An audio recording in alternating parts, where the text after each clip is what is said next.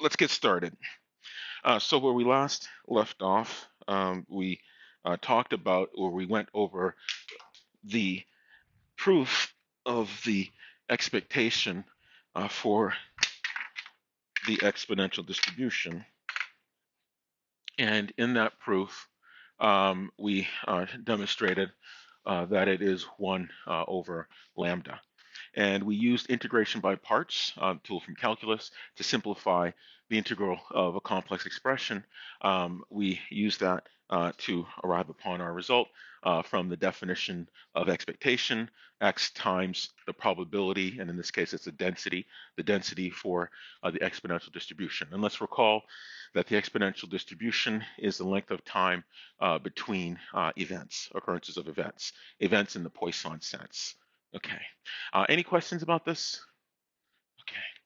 So this is our expectation, 1 over lambda, where lambda is the rate associated with the events for which the exponential distribution traffics in the time between those events.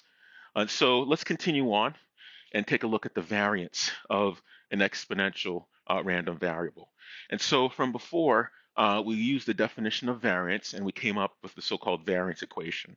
And it says that the variance of a random variable x is equal to the expectation.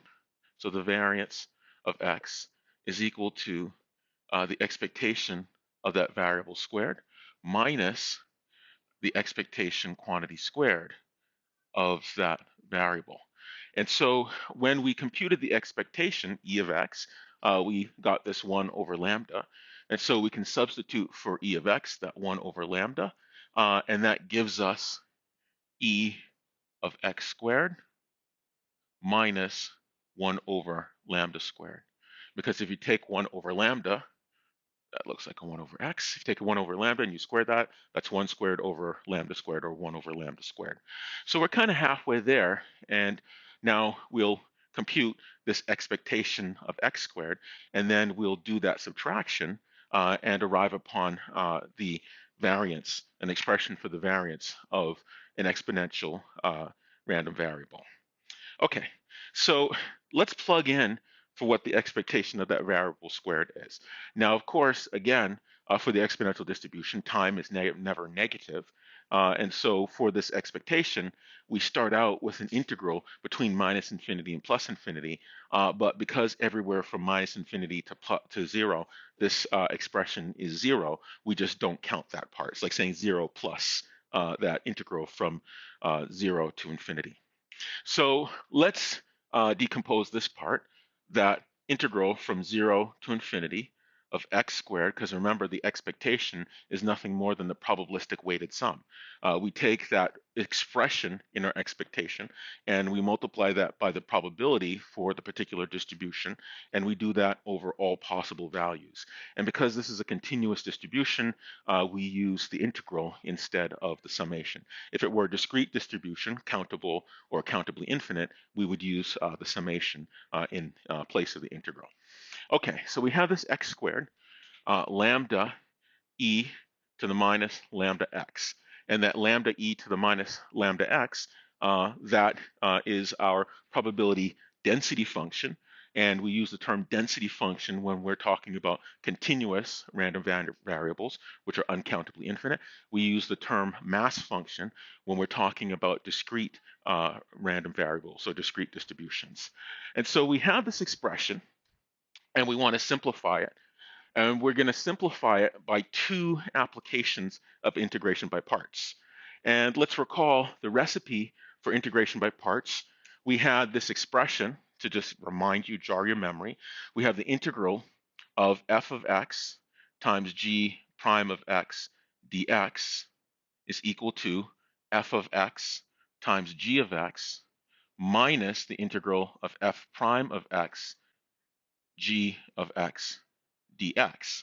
And so what we enterprise to do when we did this integration by parts is that we start out with the expression on the left-hand side of equality, and we substitute that expression with the expression on the right-hand side of equality. And so what we enterprise to do is first choose which is our f of x term, and which is our g prime of x term. And in order to do so, you want to choose it for this simplification to work. You want to choose it such that when you take the integral, rather the derivative of your f of x term, that it should simplify. And simplify could mean that the term goes away or the exponent gets smaller. And if you choose wrong and you apply this decomposition, and you find that it's not getting any simpler, then you've chosen your f of x term and your g prime of x term incorrectly. So you just switch which ones, or change which one is your f of x term. So any questions about this? So we're going to apply this twice. And hopefully I don't mess up the signs here. All right, so we have this expression, and we're going to make a choice here. We're going to say, okay, well, I'm going to call my x squared my f of x term, and I'm going to call my lambda e to the minus lambda x, I'm going to call that my g prime of x term. So our first step was to, one, choose the f of x term. The second step was to choose the g prime of x term. The third step is now to calculate f prime of x, the first derivative of x. And then the last step is to calculate g of x, and g of x is nothing more than the integral of g prime of x dx. Okay, does that make sense? Any questions about this? Okay, so we've chosen our f of x. Okay, check. We've gotten that done. We'll put the check mark over here. We've chosen our g prime of x. Okay, check. Now, of course, how did I know to choose the x squared as my f of x? Well, I know that this term, x squared, simplifies when you compute the first derivative, right? So going into it, I said, okay, well, if I want to simplify this expression, that one has to be the f of x term. If I had chosen differently and made this lambda e to the minus lambda x my f of x term, yeah, I could do that. But you'd find when you apply that decomposition, right, this integration by parts, that the resulting expression does not simplify. So it simplifies when I choose f of x and g prime of x thusly. So we chose our f of x and our g of x, and let's now calculate our f prime of x. So our f prime of x, right, I just take the first derivative, that's 2x. Okay. My g of x, I calculate that, so there's my f prime of x.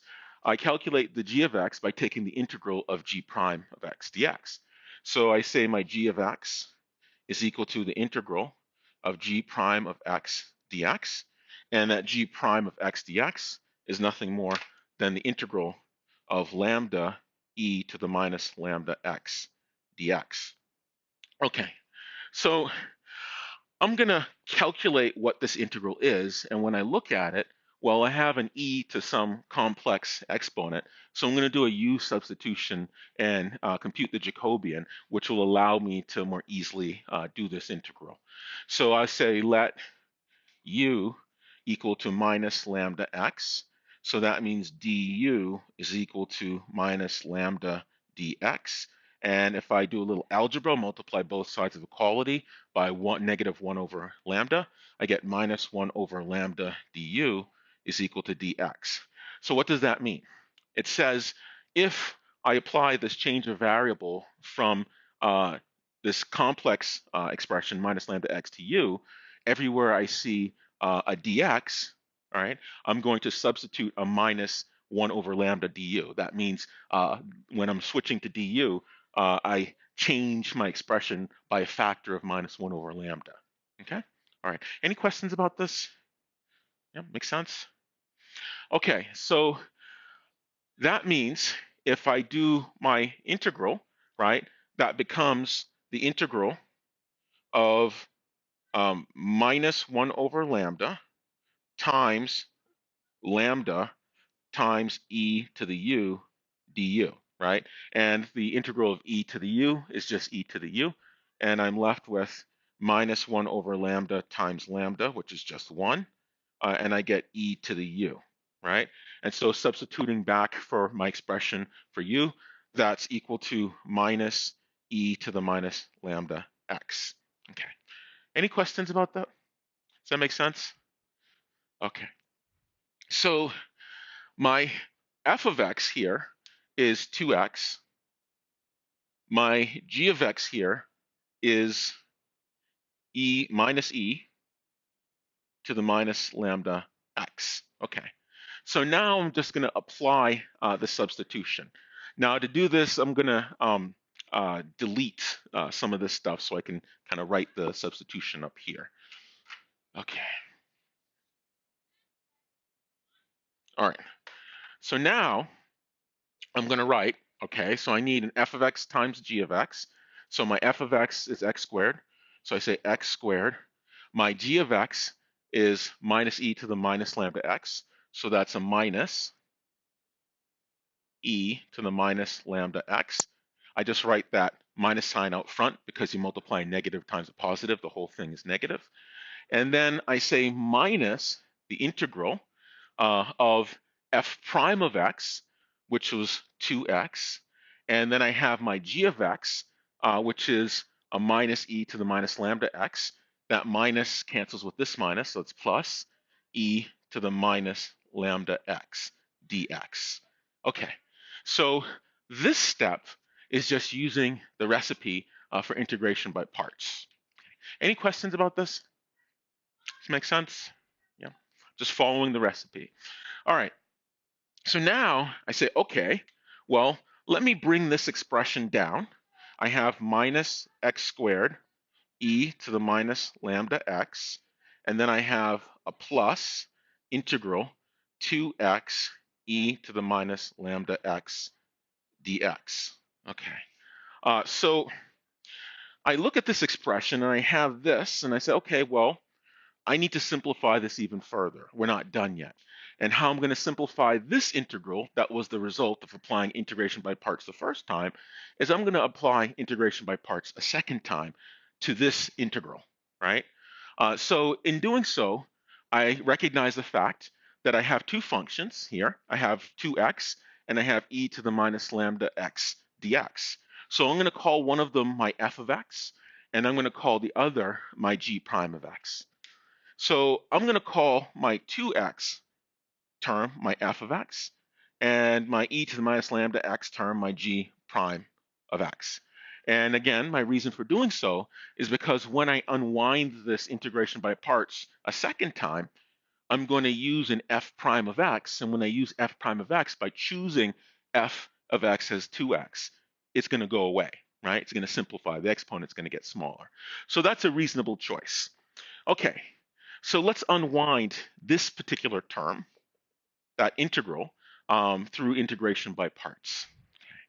So integration by parts, again, we're going to choose the f of x. We're going to choose the g prime of x. We're going to calculate the f prime of x.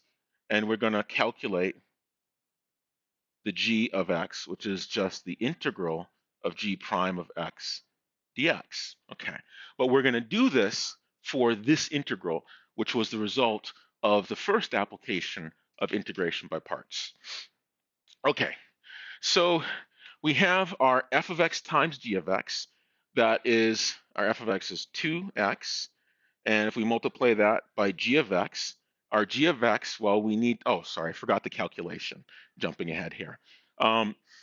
So we calculate our f prime of x. If f of x is 2x, f prime of x is equal to 2, right? Because ddx of 2x is just 2. Our g prime of x, we chose that to be the e to the minus lambda x. And so for g of x, we take the integral of e to the minus lambda x dx. And of course, we do another u substitution for this. And just from experience, it's going to be minus 1 over lambda e to the minus lambda x. If you don't believe me, you can say let u, and I hope you don't believe me, prove it for yourself, equal to minus lambda x. So that means du is equal to minus lambda dx. Multiply both sides of equality by 1 upon lambda. That's minus 1 over lambda du is equal to dx. If I apply this substitution, this integral turns into minus 1 over lambda e to the u du, right? And so we end up with minus 1 over lambda e to the u. We substitute back in this let u equal minus lambda x, and we get this expression. Okay, it's just the pattern. After you do it enough times, it almost becomes something automatic where you can kind of figure out in your head. Okay, so continuing on. We have the 4 pieces of the recipe for integration by parts. We chose our f of x. We chose our g prime of x.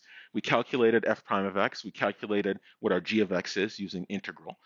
So now let's put these pieces together. So we have our f of x times g of x. So that is 2x. That's f of x. And our g of x is minus 1 over lambda e to the minus lambda x. So I'm going to put that minus sign out front. Minus 1 over lambda e to the minus lambda x. Okay, so that's my f of x times g of x. So now I'm going to say minus, subtract, and it's going to be minus the integral of f prime of x, integral of f prime of x, which is just 2 times my g of x. And of course, my g of x is minus 1 over lambda e to the minus lambda x. So I say minus, right? That's a minus here, so that becomes plus 1 over lambda e to the minus lambda x dx.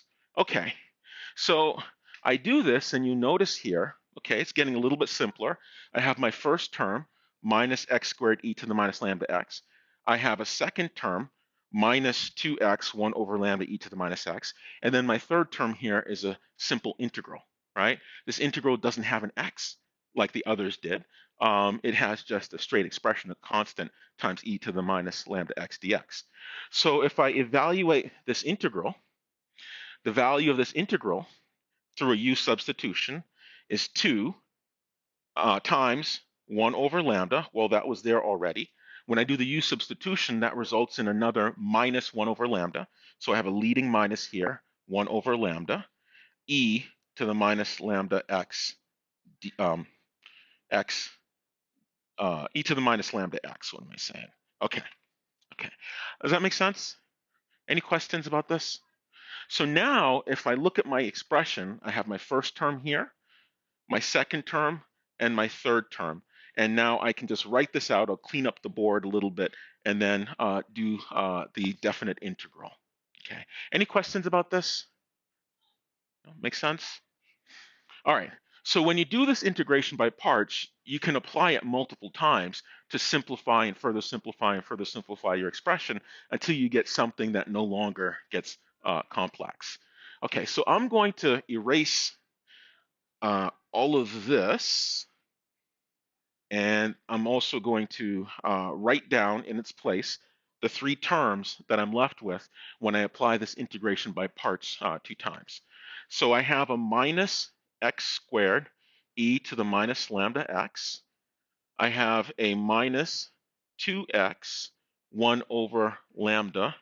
So let me clean that up again. I like to put all the constants out front. Minus 2 over lambda x e to the minus lambda x. So I'm just putting all the constants together because it looks nicer when you have all the constants together. All right, so that's the second term. And then my third term has that leading minus here. That's minus 2, and I have 1 over lambda times 1 over lambda squared, and I have e to the minus lambda x. Okay. Any questions about this? Make sense? So I'm just collecting those results. Okay. I will delete all of this. Let me just catch my bearings and make sure I didn't use the wrong sign anywhere. 2 lambda squared e to the minus lambda. Okay, so I'm going to erase all this. So to compute my definite integral, I'm going to take this expression, right, and I'm going to evaluate it at infinity for x equals infinity, and I'm going to subtract from that the evaluation of this expression for x equals 0. But before I do that, I'm going to rewrite a few things to make it easier to see what happens when x equals infinity. So I start out and I'll say equals minus x squared over e to the lambda x, because a negative exponent is like saying 1 over the positive version of the exponent. And then I'm going to say minus 2x over lambda e to the lambda x power. And then here, I'm going to write this third term as 2 over lambda squared e to the lambda x. So all I'm doing is just using the definition of what negative exponent means, just to kind of clean up the expression to make it look nicer. And then I'm going to do that evaluation of this expression at x equals infinity and for x equals 0. And I'm going to subtract the value for x equals infinity from the value. I'm going to subtract from the value for x equals infinity. I'm going to subtract this expression for the value x equals 0. So let me draw a big bracket here, and this corresponds to the value of the expression where x equals infinity, and I'm going to subtract from that same expression evaluated for x equals 0. Okay, so if I take a look at this, well, let's take this first term. Now, here's x is squared in the numerator, but x is in an exponent in the denominator. Now, if I were to take a limit for this term as x goes to infinity, that's the same as what happens when x equals infinity. Now, because an exponent increases much faster than just the square, well, for all intents and purposes, as x gets really, really big, this blows up really fast, much faster than the x squared. So this goes to 0, and I'm going to write negative 0 for that term. Likewise, for the second term, I have an x to the 1 power. Well, so I have an infinity here, but this infinity for x, that's in an exponent, and that increases much, much faster than the numerator, right? So I'm going to, for all intents and purposes, this is 0. So I'm going to write a minus 0 for that term.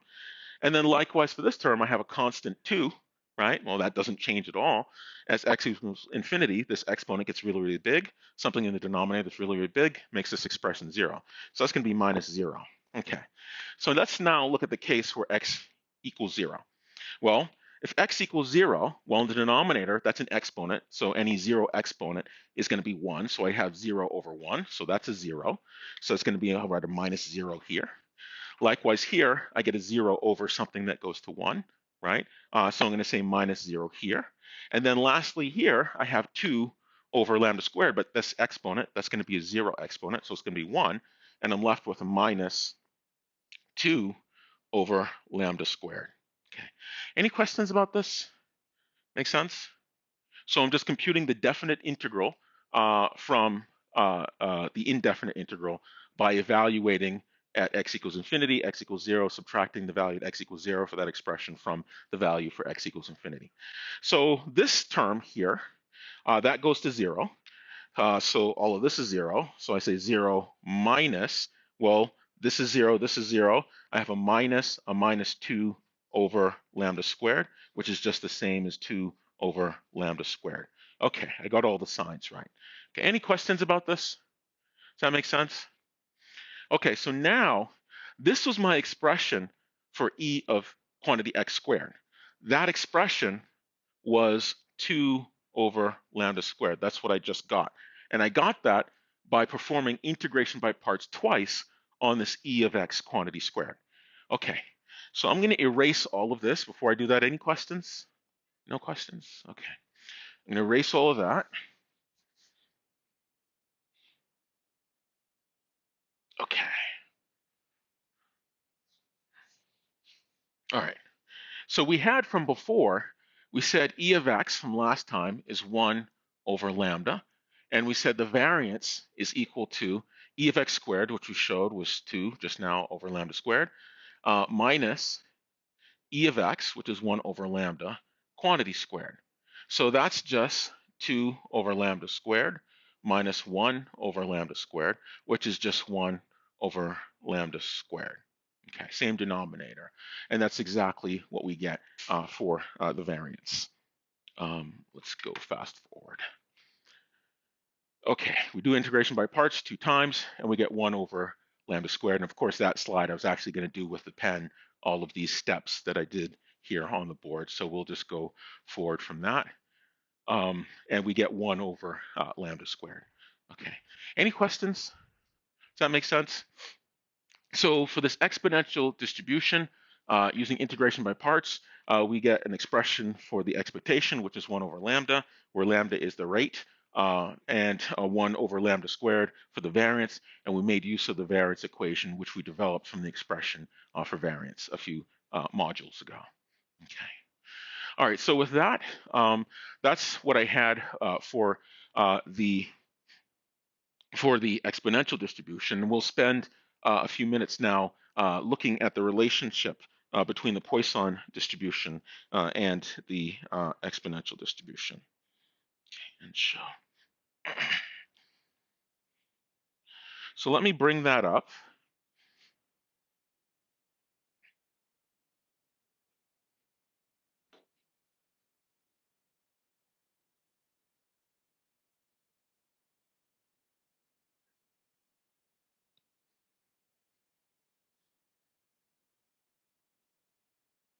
Okay, so why don't we jump right in?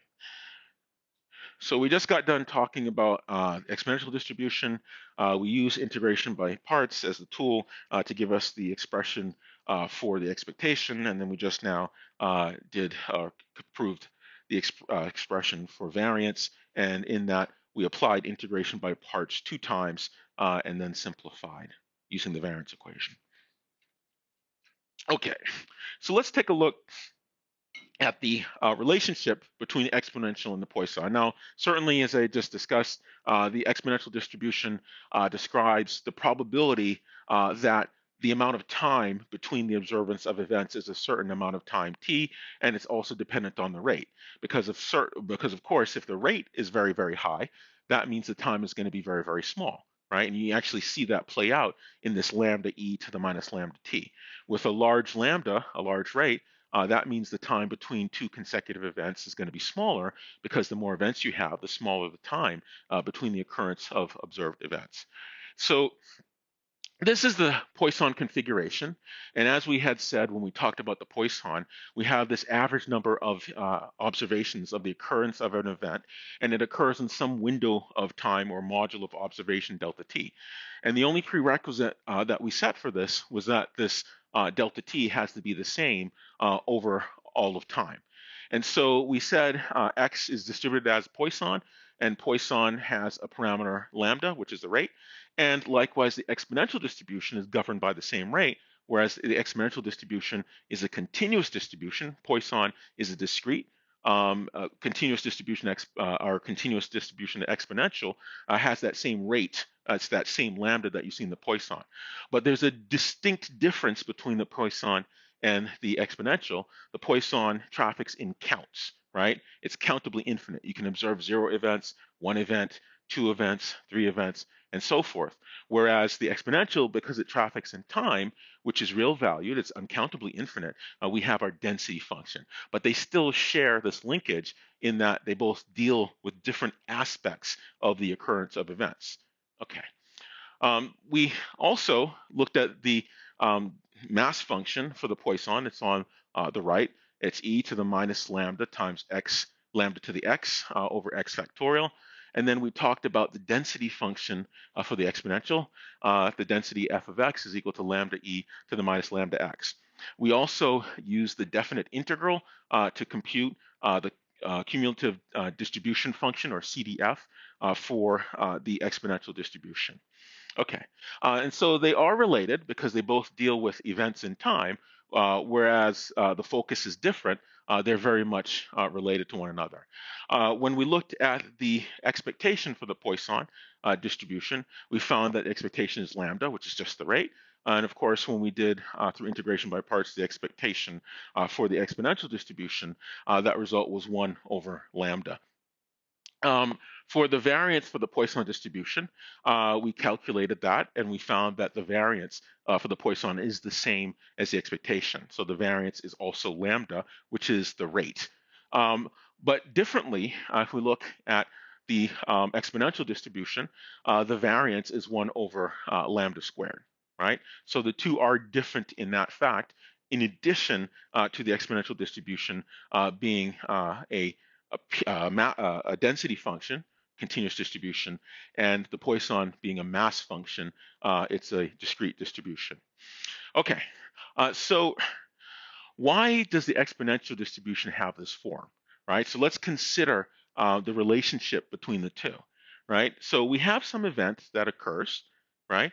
And then we have some other event that occurs, and there's some time that transpires. Let's call this time t, and that time is the amount of time that transpires between when we observed the first event up to the point right before the second occurrence of the event happens. So that's our t here, the green arrows, and it marks that time until the next occurrence of an event. Okay, so let's consider what happens just at the point when that second occurrence of the event happens, right? And so imagine if we took that little sliver of a rectangle, and I kind of drew it more, kind of exaggerated just so you'd actually see it. But we have a period or point that we're going to call greater than t, where t is the amount of time just up until before the second occurrence of the event happens. And one of the things that we observe about this period of time we're calling t is that during this time, there are no events. That's an important aspect of this treatment. Yes, we have a rate, and that rate is a notional average occurrence over all of the windows of observation. But during this particular period of time we're calling t, between the first occurrence of the event and the next occurrence of the event, we don't observe anything. Because if we did observe something, well, that wouldn't be the time between events by definition of what time between events means. It means that there's no other event occurs until right after this time has completed. So we mark the end of this t as being the point such that greater than that, or to the right, if you want to call it that, we observe the next event. Okay, so that means if we were going to mark on the real number line the interval corresponding to when the event occurred, so there's some period that starts at 0 and ends at t, inclusive of the endpoints. And in this interval, in seconds, right, it's real valued on the real number line, there were no events. There were 0 events that occurred. Now, of course, it makes sense because if an event occurred, then that wouldn't be the time between events, right? Okay, so in this period from 0 to t, and you can mark 0 as being right at the left-hand edge of this arrow for t, and then t is right at this right-hand edge. During that interval from 0 to t, nothing happened. No events were observed. So this is a true statement.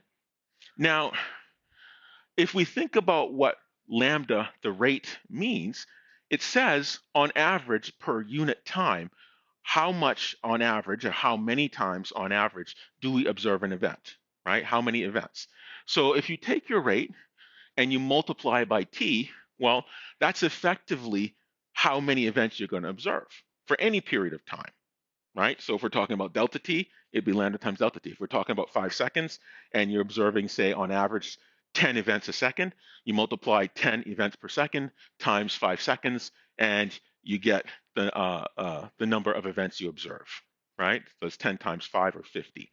So if you want to know the effective rate for a given period of time, you take your rate parameter that we've been calling lambda, and you multiply by that period of time. And that's effectively, for this unit of time t, the number of events that you observe. Now, as a rate, we can actually take this effective rate, lambda t, and substitute that as the rate in a Poisson mass function.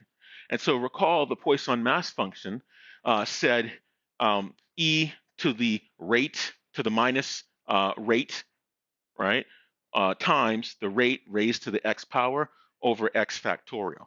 So in this case, we're substituting lambda t as our rate in the Poisson mass function. So now, one of the things that we can measure from the perspective of a Poisson distribution is, given that the rate is lambda t, what is the probability that the number of events we observe, x, is going to be 0? And the reason why we're concerned about the probability of observing 0 events, because we just said during this period we observe 0 events. So we have an effective rate. We know to be the time between the observance of events, there are 0 events that are observed. So we can calculate, using the mass function of the Poisson, what is the probability of this scenario. So if we do that evaluation, we plug in 0 for x, So we get e to the minus lambda t. We get lambda t, our rate, to the x power, so to the 0 power, over 0 factorial. Now, 0 factorial is 1, and when you raise anything to the 0 power, that's just 1. So what we're left with is e to the minus lambda t. And it just so happens e to the minus lambda t, that's the density function for an exponential distribution. So that's where this density function comes from for the exponential distribution. It comes from the relationship between the Poisson and the exponential. And it says, effectively, if I want to know the probability of the time to when I between the time between events, that's the same as looking at the probability of observing 0 events for a certain effective rate. Okay? All right. Any questions about this? So there's a strong relationship between the Poisson and the exponential, but don't confuse the two types of distributions. The Poisson is a discrete distribution and therefore has a mass function, probability mass function, and the exponential distribution is a continuous distribution and therefore has a density function. Okay. Any questions about this? Does that make sense? And so one of the things that we'll do is kind of tie everything together when we talk about the central limit theorem, but we're not there. We have one or two more distributions to go. Okay. So this is the time period in which 0 events occurs. So an exponential is really just a Poisson with an observation of 0 events, even though the two are different. One's continuous and one is discrete. Okay, so this is the period where 0 events occur. And so that means if no events occur within that time t, that means some event occurs in the time that's greater than t, right? So if t is the time between events, that means if you go just greater than t, that means you've observed an event by definition of what between events means. Okay, so let's take a look at this quantity. And this quantity, the event probability that an event occurs in that time greater than t, right?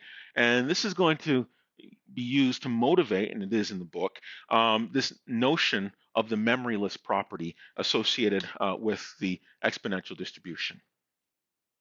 Okay, so let's imagine that this is the probability density function for the exponential distribution. Now I've just drawn it to look like a bell curve because it looks nice on the board or on the screen, but the exponential doesn't really look like this. It's kind of more skewed to one side or the other. But nonetheless, on the horizontal axis, we have some time, right? And we can measure that, different time periods. And then on the vertical axis, we have the density function's value, f of x. Okay, and so at some point, there's a time called t, right? And everything to the right of t corresponds to the probability of some event being greater than t, right? Everything to the left of and including t corresponds to the probability of the time between events being less than t or equal to t. Okay, so the probability that an event occurs in any time, right, that would be the same as the total probability of this exponential function, right? And so how you do that, you take the integral of the exponential density function and you integrate that between minus and plus infinity, right? That's the law of total probability for this density function, for any density function. So this is the probability that an event occurs in all time, and that's the same as 1. Right? If it's a proper density function and a proper distribution, then the law of total probability holds. And we could actually prove that. And then here we have the probability that an event does not occur in time t, right? So if t is a time between events, in t, that means 0 events will occur. And we can actually compute that using the cumulative distribution function, or the integral from minus infinity of this density function up to and including t. So if we wanted to compute the probability of some event occurring after time t, we just subtract the CDF at time t, the purple region, from the total probability, which was this yellow region, area under the total curve that we talked about at the outset. Okay? All right, any questions about that calculation? Make sense? Okay, so what's left over here, if we do this subtraction between CDFs, the total probability and the CDF for time t, we get the probability of some event occurring after t. Okay, so we take this and we think about what we're doing, and what we're after is looking at the probability of an event occurring in some period of time after t. And by definition, if t is the time between events, that means nothing happened, no event occurred during that period t. So what we're after here is the count of events, so the events that happened after t. And we can get that by subtracting. Okay, so if we do this calculation, we look at the probability of events occurring at any time. Well, law of total probability says that's just one. And the probability that no event occurs in time t, well, that's just the density function for the exponential distribution, which is just e to the minus lambda t. So this expression tells us the probability that some event will occur after t, okay? So why do we care about this? This is actually the CDF, or the cumulative distribution function of the exponential distribution. And what this tells you is effectively the probability of events occurring after this period of time t, right? So if time t is the period of time between events, that means after t, it's the probability of events that occur at some point. Okay, so let's take a look at this idea of the so-called memoryless property. And the interesting part about this exponential distribution, memoryless means that it doesn't care what happens in the past. Once an event occurs, you then start waiting at 0 again in terms of your stopwatch. So imagine you're trying to measure the occurrence between events. So say someone walks into the campus center, and then another person walks into the campus center. And let's say the event of interest is the probability of someone walking to the campus center, the time between two people walking into the campus center. So once you observe someone, you reset and start your stopwatch. It starts from 0. And then when you see the next person come in, you stop your stopwatch, record that time, you reset it and start from 0 again. And so this point of starting from 0 again is called the memoryless property. And so this memoryless property means that all you really care about is what's happening now. You don't care about what happened in the past. And so this is a standard proof that talks about this memoryless property that takes this idea of no events occurring in time t and some event after t, and uses the law of conditional probability to do some manipulation and actually demonstrate. Okay, and so what the idea is suppose you have the probability, and the random variable here is big T, but the observation is little t. So the probability that the time between the occurrence of the next event and now is greater than little t plus x, meaning some time after little t. And remember, little t meant there's no occurrence, and x is just a little bit more than that, is given that you had an event, a time between event was little t, is just equal to the probability of the time between an event being x. So what does this say? It says once I see an event at little t, everything starts from 0. So any extra time there becomes a new setting and resetting of the stopwatch, so to speak. Okay? And so the proof goes, okay, well, the probability that the time between events was little t plus x, given that you saw the time between events was t, is equal to the following. We're just now going to use the straight definition of what conditional probability means. And to jar your memory, when we talked about conditional probability, we had in our Venn diagram, we had two events. We had event A and event B, and events A and B overlapped. And we said the probability of event A given event B is equal to the probability of A and B, that region that they shared, divided by the probability of B. And it says basically that when we say given B, we change the universe of consideration. And in this case, what we expect is something for which B is true, and then what's common between A and B is this overlap region. So that's the straight definition of what conditional probability means. And here, our two events just happen to be events based on time. So one event is that our measurement, our random variable, ah, so our two events consist of the event of, this might be our A event, that the measurement is of the measurement of the time between events is greater than t plus x. And then our B event here in our conditional probability is the measurement being greater than t, right? So we're just going to expand our definition of what conditional probability means. And so here we have the and here, A and B. So probability of A given B is A and B over probability of B, right? This is a typo, crap. That should be capital T here. So nonetheless, we have A and B over probability of B. Okay, so now these two events, if we take a look at the numerator, if we have this event that our measurement is greater than t plus x, and we have this event that our measurement is greater than t, well, where the and for those occurs is the measurement being greater than t plus x. Let's visualize that on the board. If we have two events, and let's say this is a timeline, and this is time, and time goes to positive infinity. Let's say we have two events. This is event t, and this is a distance x, and this value is t plus x. Now, if we have one event, t, this I'll just kind of draw here, t is greater than t plus x. So t being greater than t plus x is this event. This is t greater than t plus x. It's all those measurements that are greater than t plus x. If we look at t greater than t, that's this event. That's all the events where the measurement is greater than t. So if you were to take the intersection, the anding between this event and the other event, if I anded these together, well, where they are common is just in this part that's t is greater than t plus x. Does that make sense? And so when you talk about sets, you can talk about things like in time.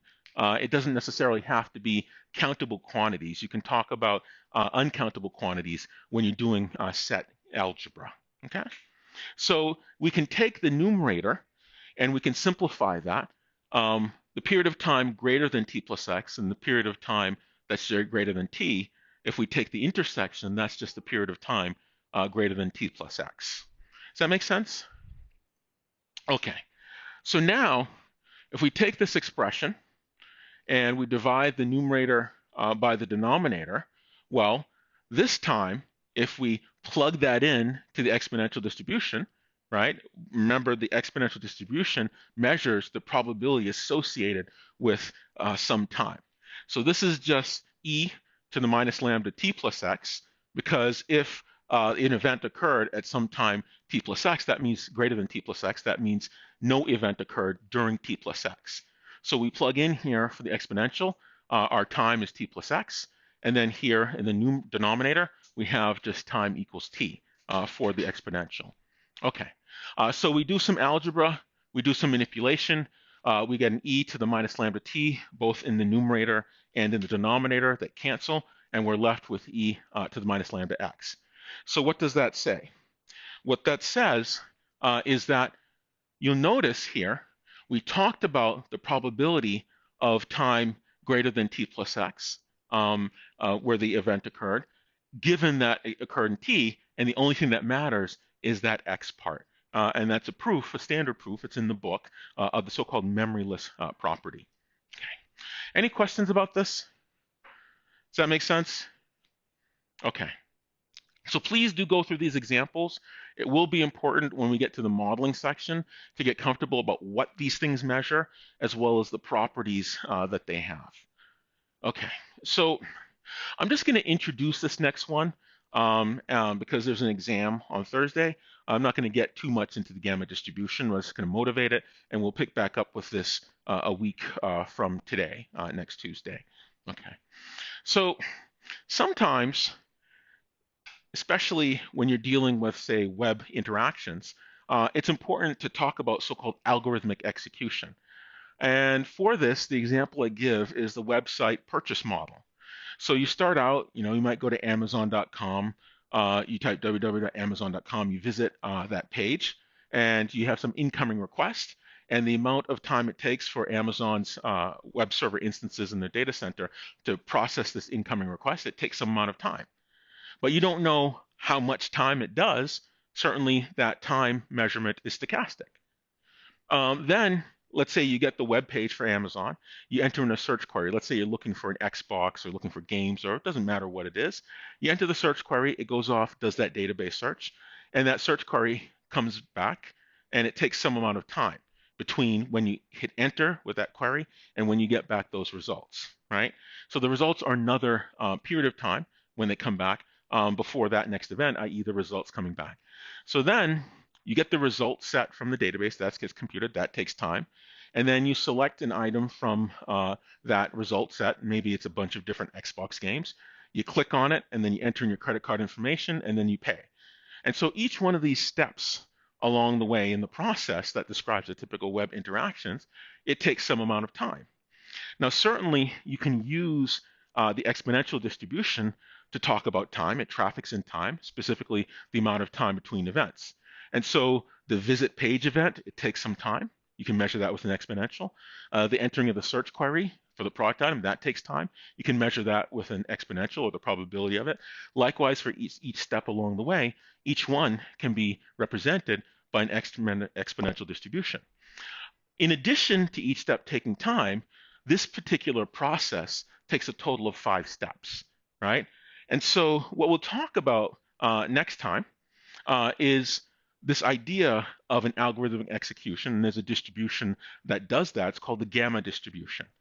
And so in a similar way that a geometric distribution takes a binomial and it puts the binomials one after the other in a certain way, the gamma distribution takes the exponential, i.e. things that take time, and puts a sequence of them together, and that sequence is called an algorithmic execution. Now, when you think about it, when you specify an algorithm, you say step 1, do this, step 2, do this, step 3, do this. But in this particular case, each step along the way is stochastic. It takes time, each step, but you don't know how much time it's going to take. And moreover, if you execute this process again and again and again, one day your step 1 might take, 100 milliseconds. The next day it might take 120 milliseconds. And so the question then is, how do you model an algorithmic execution if each step along the way is stochastic? And the reason why people care about modeling things like this is because you want to know what the total time is on average, the expected total time that people are going to take in order to go through your algorithmic execution. Now, this is different from data structures and algorithms. In data structures and algorithms, you talk about discrete steps, right? Each step is a singular unit of time, and you're looking at the number of steps it takes in aggregate. Here, it's a little bit different. Each step is stochastic, right? If you do this website purchase with Amazon again and again and again, even for the same product, it's going to be different times for each step along the way, right? And so then the question is, if you're going to model this, how do you do it? Well, we just talked about the exponential distribution as being the model for events that occur in time. It's the amount of time between events. Now, by putting together those exponential distributions, one after the other, you can now build this model for algorithmic execution, and this has a name. It's called the gamma distribution. Okay? So we'll stop there, and I'll take any final questions about this or the exam in a second. So that's all I had to say for now. I'll just pick back up with gamma next week, Tuesday, and I look forward to your exams, and we'll just end there. Okay.